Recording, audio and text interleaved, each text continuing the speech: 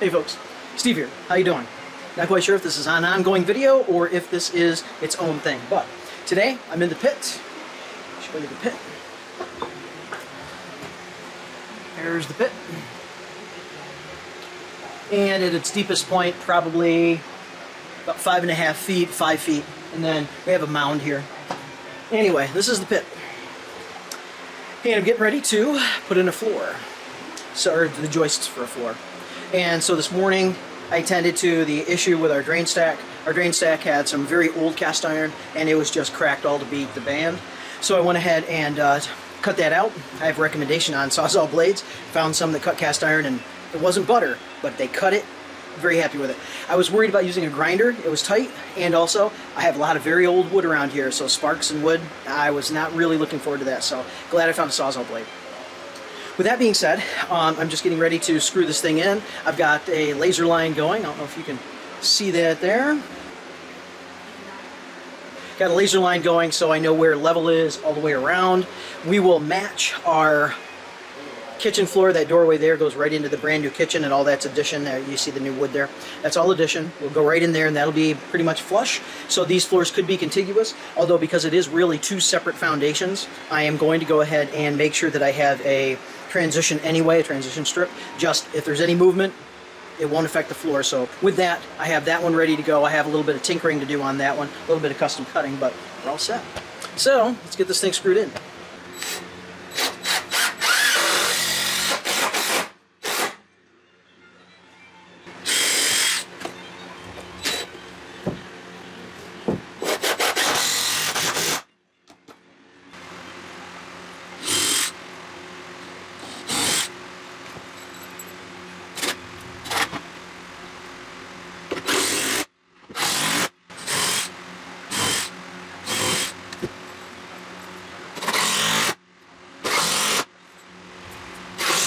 Four inches down, I have my plate, and so I just went ahead 5 inches down, and so anywhere in this range I'm going to be able to get an additional lag in here.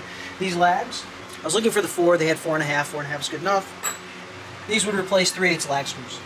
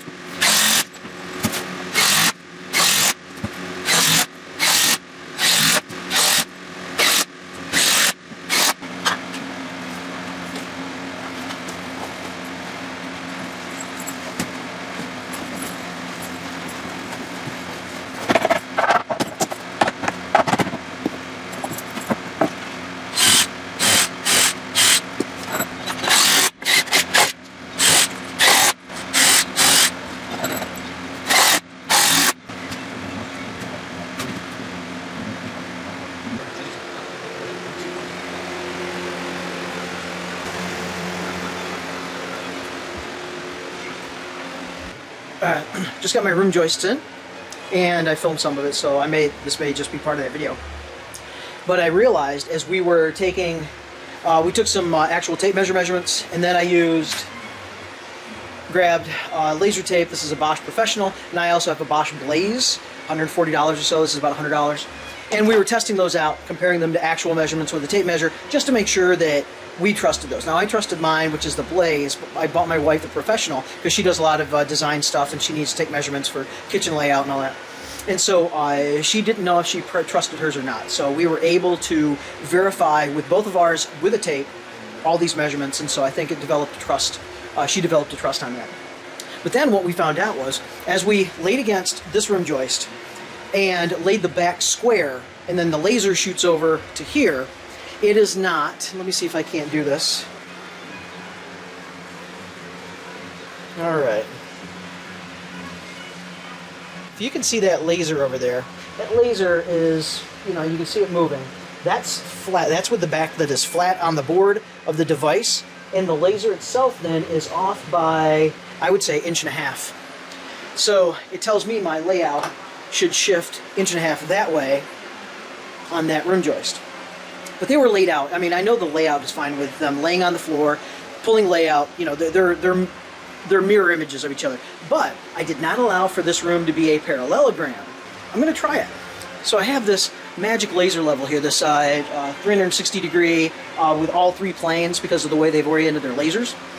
So I know I'm level with my joist. I also have this line here, okay, and it goes all the way around to there.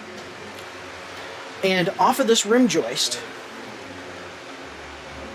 10 5/8, as well as 10 5/8.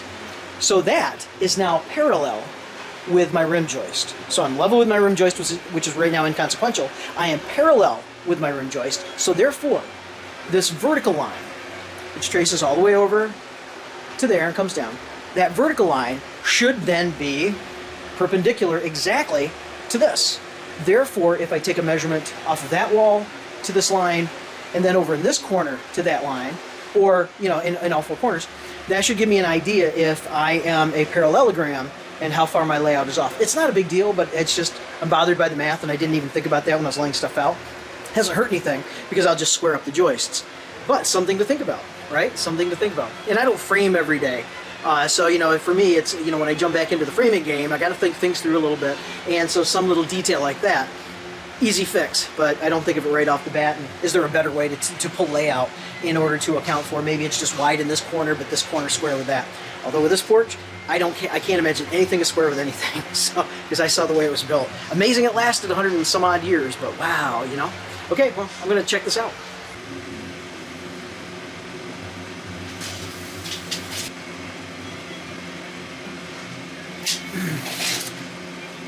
$70 and 9/16, 70 and a half.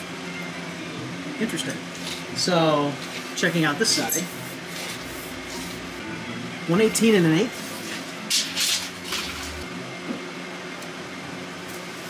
118 and a 1/4. This room is fairly square per what I just did, assuming that my geometry is correct on this laser level. Oh well. Either way, put the joists in, square them up, and know that they are square.